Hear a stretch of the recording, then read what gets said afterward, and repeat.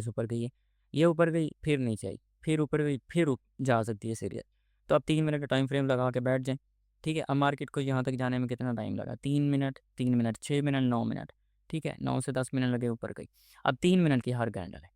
Okay, अब time frames की आप लोगों को इंपॉर्टेंस है वो आगे जाके समझ आती जाएगी। ठीक है, अब 3 मिनट का हमने चार्ट खोला, देखें चार्ट थोड़ा सा श्रिंक हो गया। अब मैं 5 मिनट का खोलूंगा, अब देखो चार्ट और श्रिंक हो गया, वो वही का वही लेवल लगा हुआ है। 5 और 5 10 मिनट की, 10 मिनट में मार्केट ऊपर पहुंच गई थी।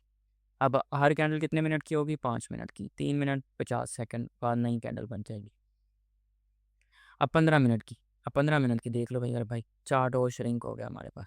ये 15 मिनट की एक कैंडल, ये 15 मिनट की दूसरी कैंडल, ये दूसरी कैंडल चल रही है। अब इसी कैंडल को अगर हमने देखना है, इसी कैंडल को ज़रा देखो, इसी कैंडल को अगर हमने देखना है तो अगर हम 1 मिनट के अंदर देखेंगे तो भैया ये देखो यहाँ से लेकर यहाँ तक एक ही 15 मिनट की कैंडल के अंदर क्या क्या हो गया।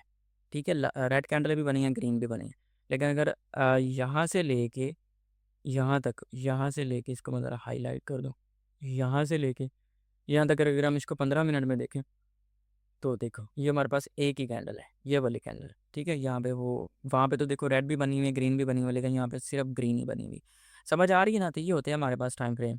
अब 30 मिनट की खोलोगे तो सिर्फ एक कैंडल आपको नजर आएगी यहाँ पे, चार्ट और श्रिंक हो गया। ओके मेरे भाई, तो ये चीज़ें। अब 1 आवर की, 4 आवर की, तो दोबारा एक चीज़ बता दूँ कि टाइम, ये जो टाइम फ्रेम्स हैं इनकी इंपॉर्टेंस आपको आगे जाके समझ आएगी जब आप, मैं सिखाऊंगा आप लोगों को कि आप लोगों ने जो है वो कैसे इन टाइम फ्रेम्स को यूज़ करना है एक अच्छी ट्रेड ढूंढने में। ओके, अब 1 डे 1 वीक, उसके बाद आ जाते हैं जी यहाँ पे, इसके ऊपर हम कैंडल्स के ऊपर क्लिक करेंगे तो बार्स आ जाता है। अब मैं इस ये मतलब कि ये जो कैंडल्स है इनकी शक्ल चेंज हो जाएगी, शेप चेंज हो गई। बार के ऊपर क्लिक करूँगा तो ये ऐसी आ जाएंगी, कैंडल के ऊपर क्लिक करूँगा तो ऐसी आ जाएंगी, होलो कैंडल के ऊपर क्लिक करूँगा तो ये ऐसी आ जाएंगी। तो आपने इसको कैंडल ही रहने देना है, पंगे लेने की ज़रूरत नहीं। एक और चीज़ यहाँ पे इंडिकेटर्स। अब इंडिकेटर क्या चीज़ होती है ये भी जल्दी जल्दी एक्सप्लेन कर दूँ।